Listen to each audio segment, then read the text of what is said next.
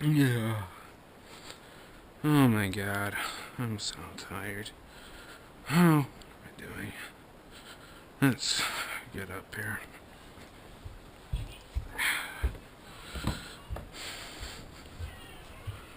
Ugh. Oh crap, they left the TV on again. Let me just. This is a great movie.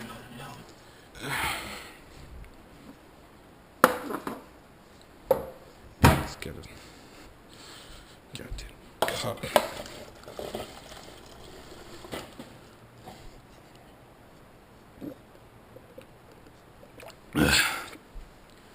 That was good. Well, I guess I should probably get to work now, shouldn't I? Let's get down here. Gotta go to work. Here we go. Hey, Saber, holding down the fort. Yeah. Look at that ugly bastard. Why they put him on the front page of the news, I have no idea. Howdy, Val. Okay, so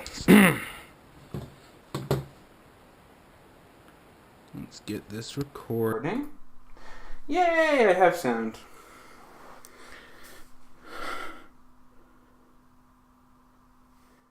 Oh yeah, this was fun.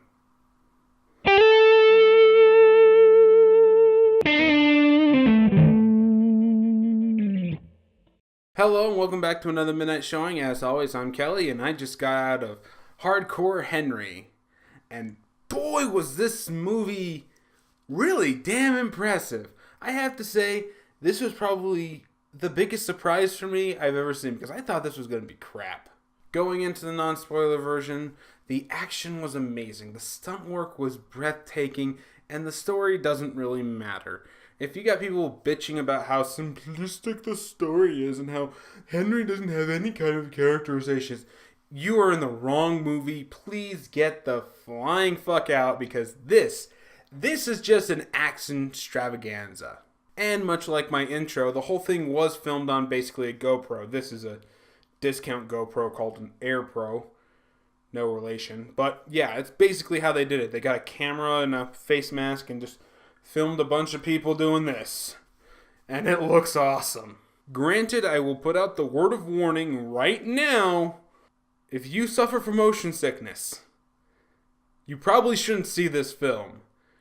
If you don't suffer from motion sickness, be wary of the first 40 minutes because you might feel just that.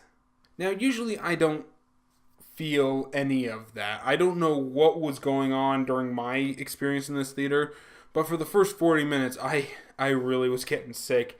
I almost left the theater to just get the hell out of there. And admittedly, during the first 40 minutes of this movie, Henry is a lot more frantic, and they kind of did that on purpose.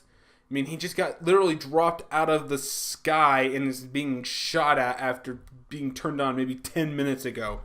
Yeah, he has some pretty legit reasons to be frantic. Unfortunately, that does add a level of shaky cam to this already shaky cam fest that is very, very...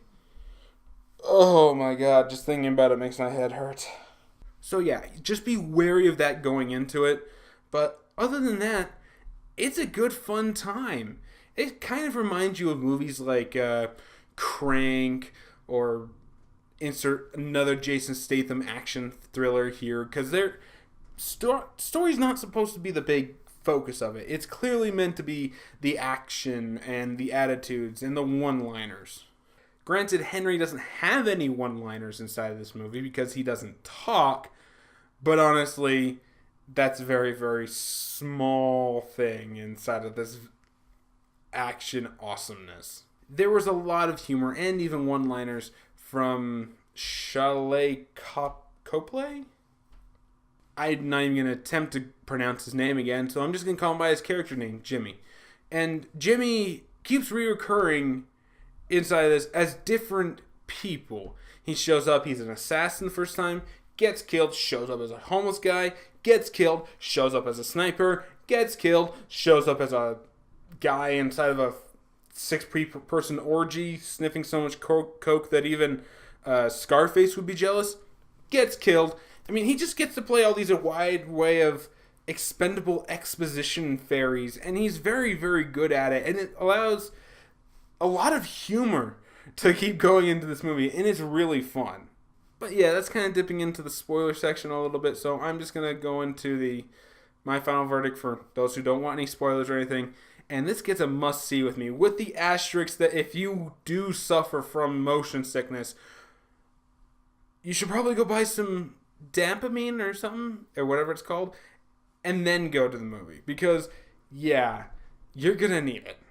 For those who want to stay for spoilers, there's not really many things to spoil inside of this movie, which is kind of unfortunate, but at the same time, it's what makes the movie so enthralling. So, yeah.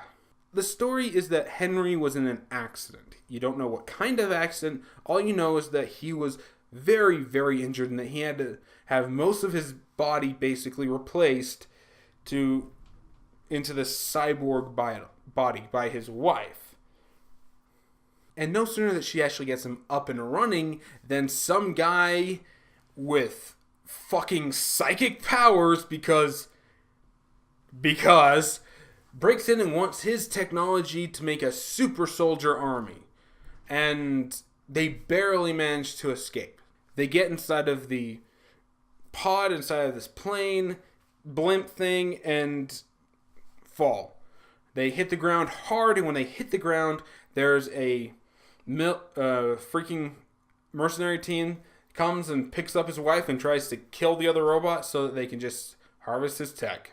Thus, the movie begins with Henry just trying to stay alive.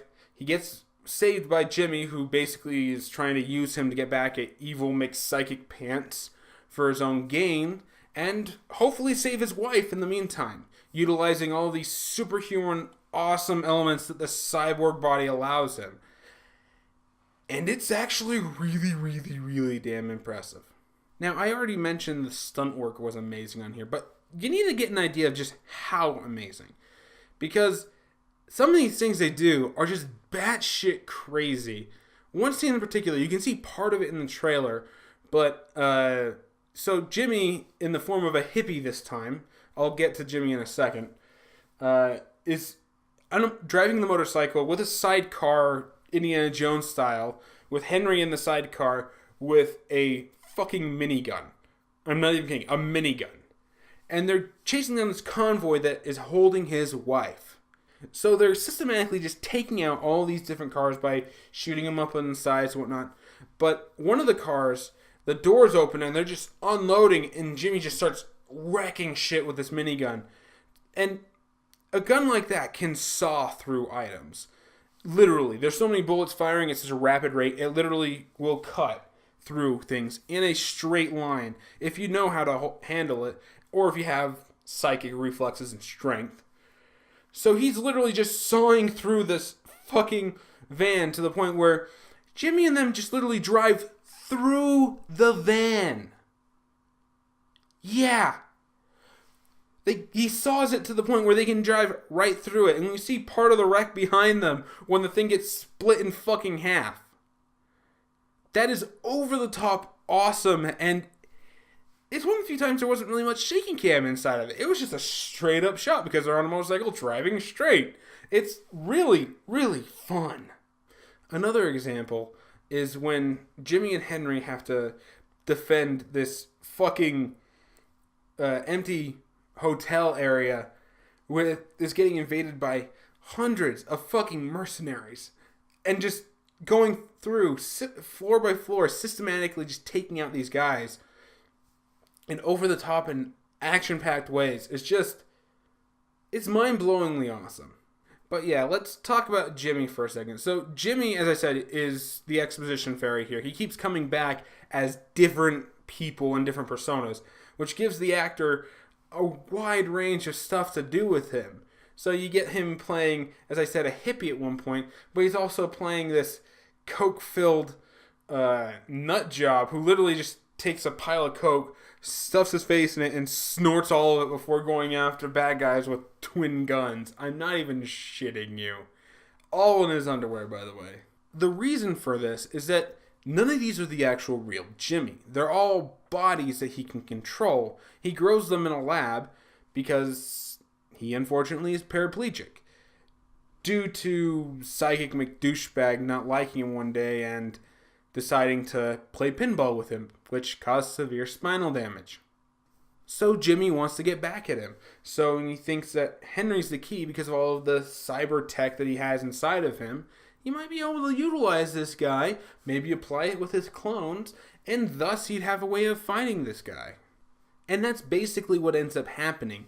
There's some, oh, well, you led them straight to my lab, and, oh no, you're transmitting a signal to them, that's how they keep finding us.